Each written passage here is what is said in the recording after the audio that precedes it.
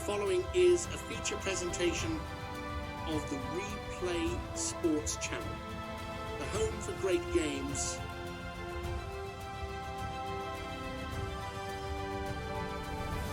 This telecast is copyrighted by the WFL for the private use of our audience. Any other use of this telecast or any pictures, descriptions or accounts of the game without the WFL's consent is prohibited.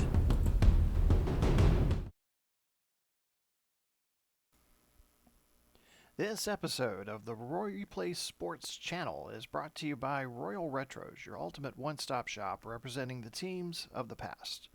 Royal Retros has something for you. Every product tells a unique story, and you can be sure that you will stand out from the crowd with something different. Head over to Royal Retros today. Use the code REPLAY and get 10% off your order. The link will be provided in the show's description.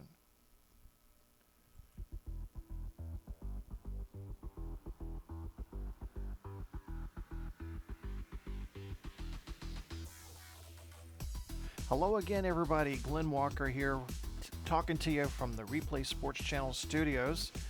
Welcome to Week 8 preview of WFL Inside Access.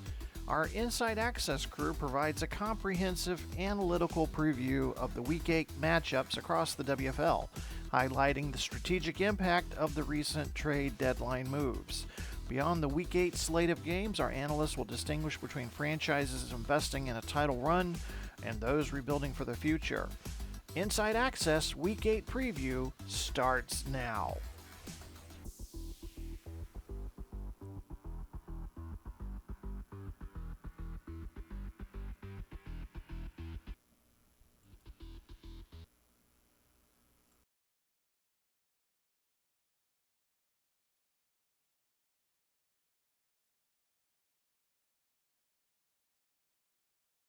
Welcome back to the Deep Dive.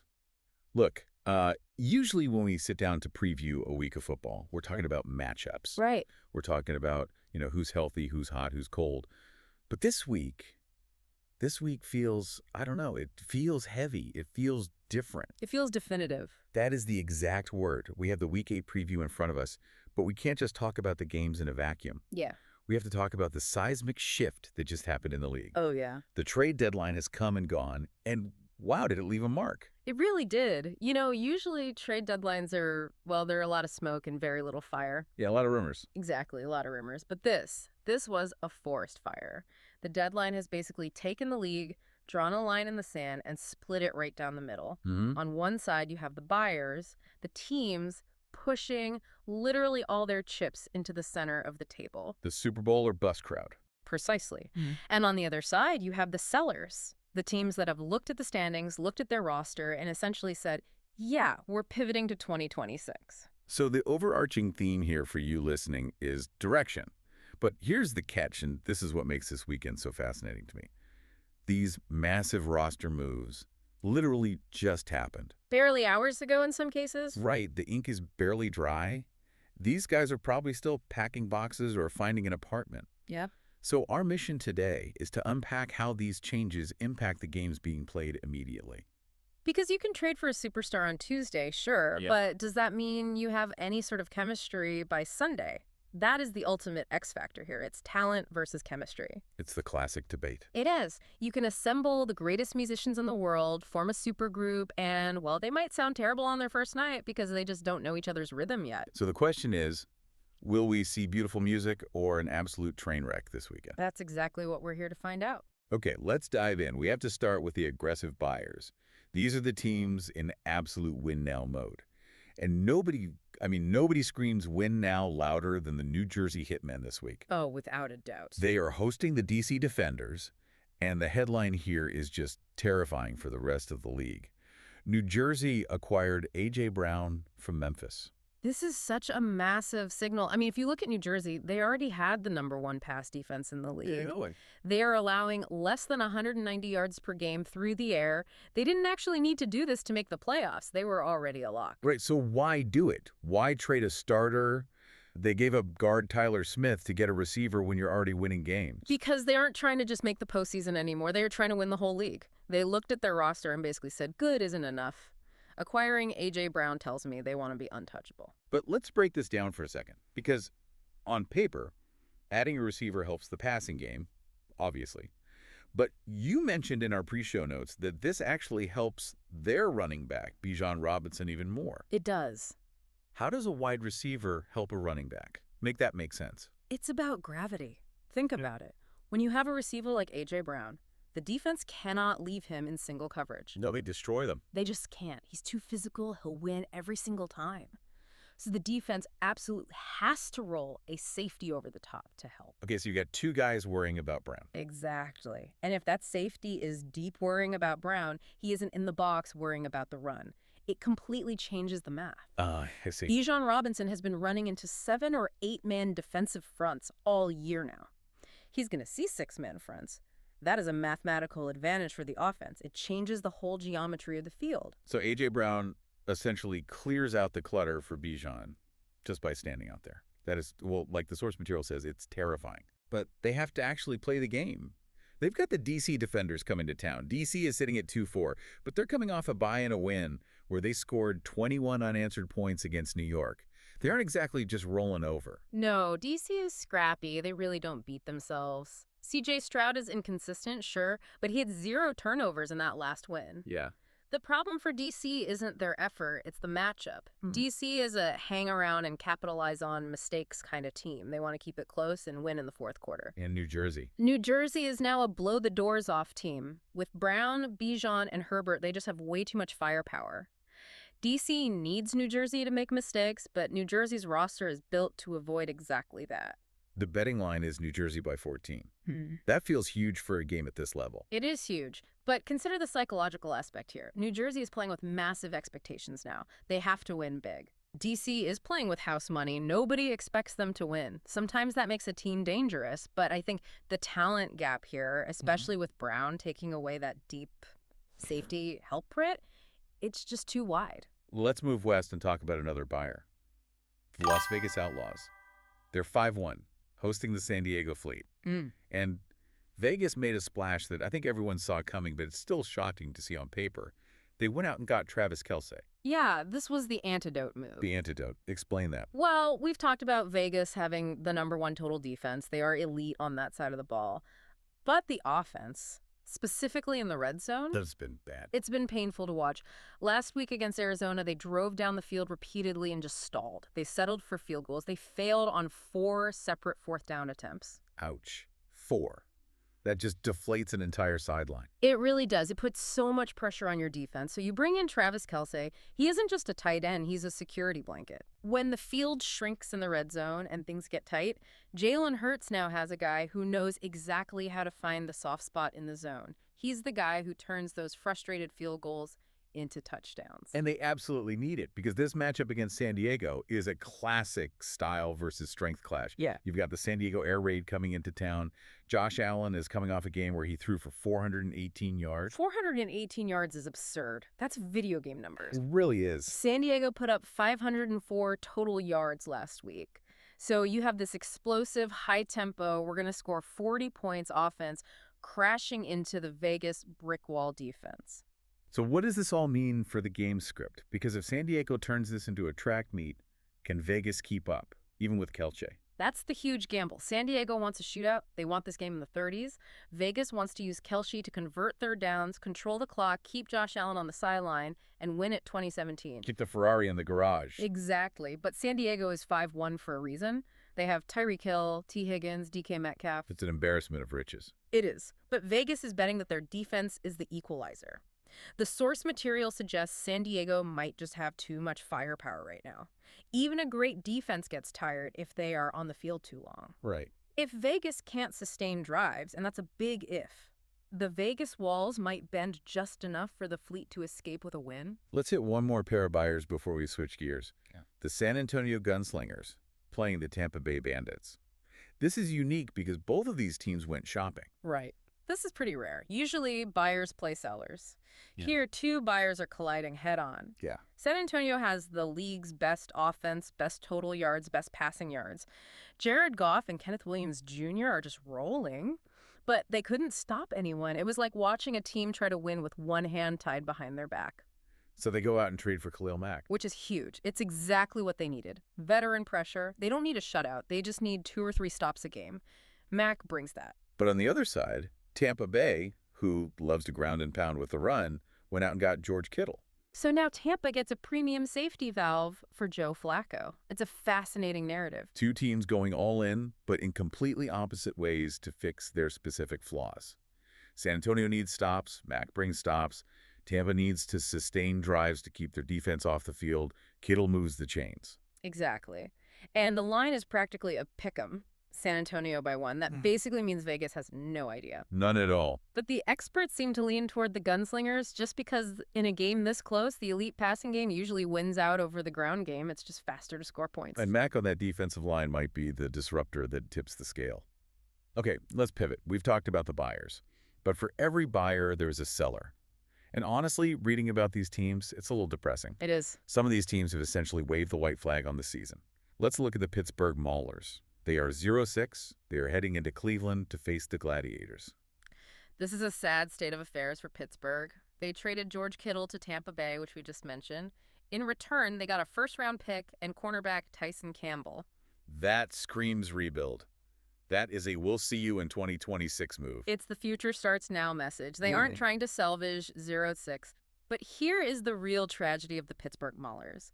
The painful part for Pittsburgh fans isn't just losing, it's that they have Patrick Mahomes. The best quarterback on the planet. Best quarterback on the planet.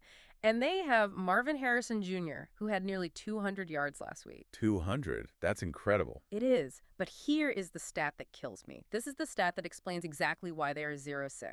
Last week, their rushing offense had, wait for it, 6 total yards. Wait, hold on. 6? You mean the running backs? No, the team. The entire Pittsburgh Maulers franchise managed 6 rushing yards. That is, I don't even know how you game plan around that. You can count that on 2 hands. You literally can. It's non-existent. So now you take away George Kittle, who is Mahomes' safety valve, and you still can't run the ball. It puts an ungodly amount of pressure on Mahomes to play hero ball on every single snap. And they are playing Cleveland, who is 1-5.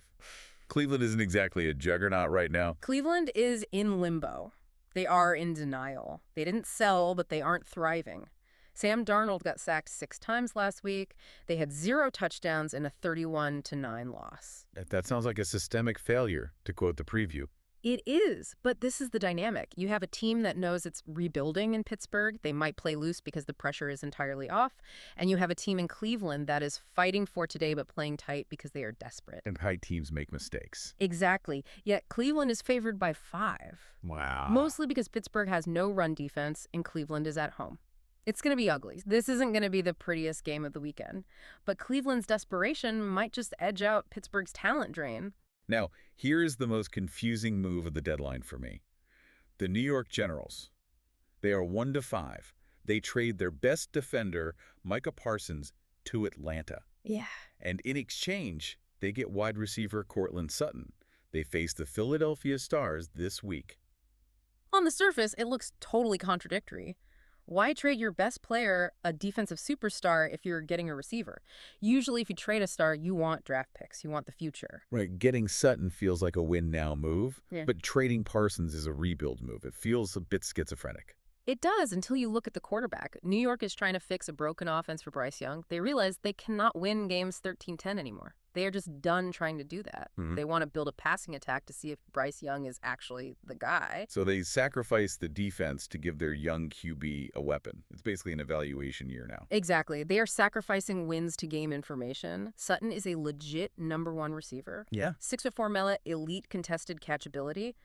But they are playing Philadelphia. Yeah, that's a problem. The Stars are 5-1.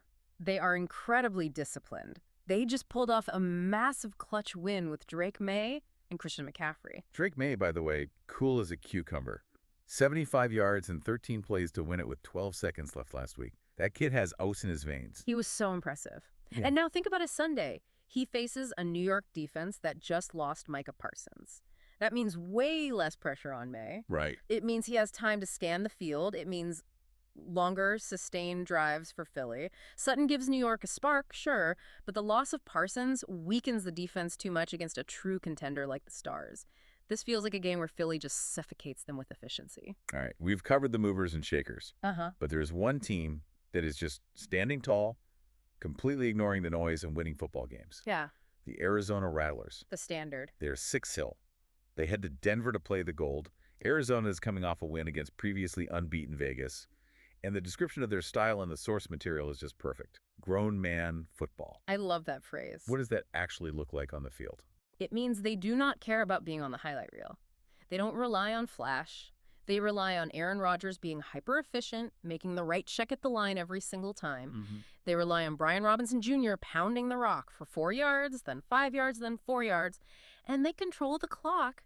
They held the ball for over 33 minutes last week. That's demoralizing for an opponent. You just never get the ball back. Exactly. They don't beat themselves. Now, contrast that with Denver. Denver feels like the exact opposite right now. Denver is unfortunately self-destructing. Geno Smith threw 3 picks last week, and 2 of them were pick sixes. Oh, that hurts. You cannot win like that. You absolutely cannot do that against Arizona. You give Aaron Rodgers extra possessions, it's over. Yeah. Denver's 3-3 coming off a bye, so maybe they clean things up. Maybe they simplify the read for Geno. But Arizona is a machine right now. This is a stay-perfect test for the Rattlers, and frankly, I expect them to grind out another win. Denver is searching for an identity. Arizona knows exactly who they are. Before we wrap up, we have to talk about Monday Night Football. St. Louis Battlehawks at the Detroit Wheels. This feels like a total throwback game. Strength versus strength, real old school football. St. Louis has the number 2 total defense and the number 2 run defense. They are suffocating teams.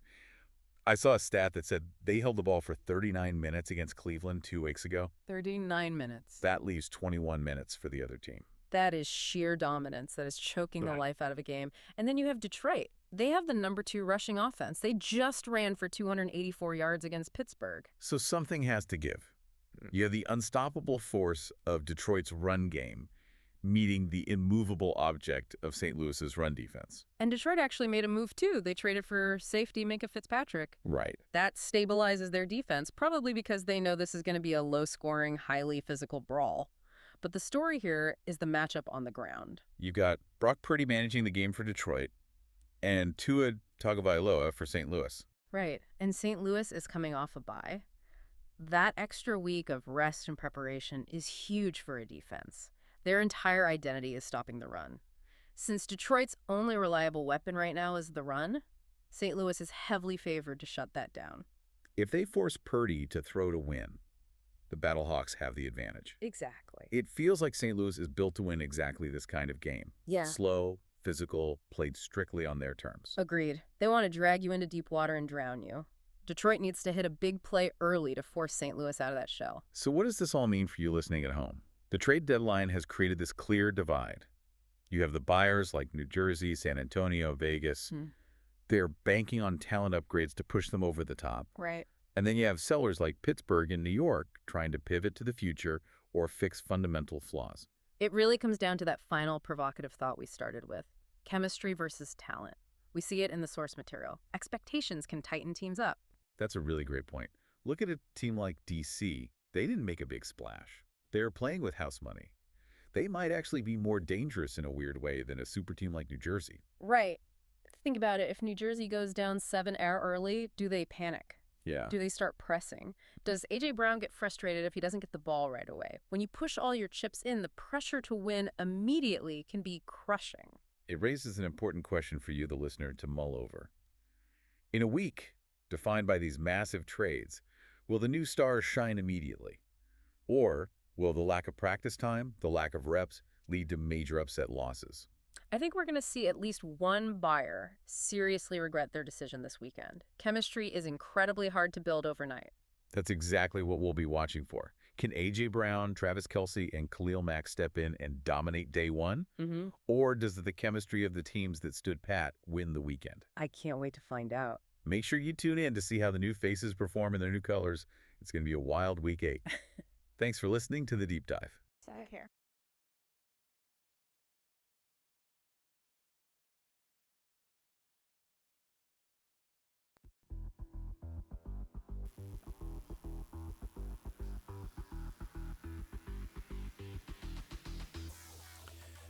You've been listening to WFL Inside Access Week 8 Preview. The WFL utilizes real NFL players and the advanced simulation capabilities of DK Sports Action PC football. The WFL strives to create a thrilling, strategic, and statistically rich football environment that balances realism with innovation. Make sure to join us for our next broadcast, Monday Night Football, featuring the St. Louis Battlehawks taking on the Detroit Wheels. I'm Glenn Walker. Thank you for joining us. See you next time.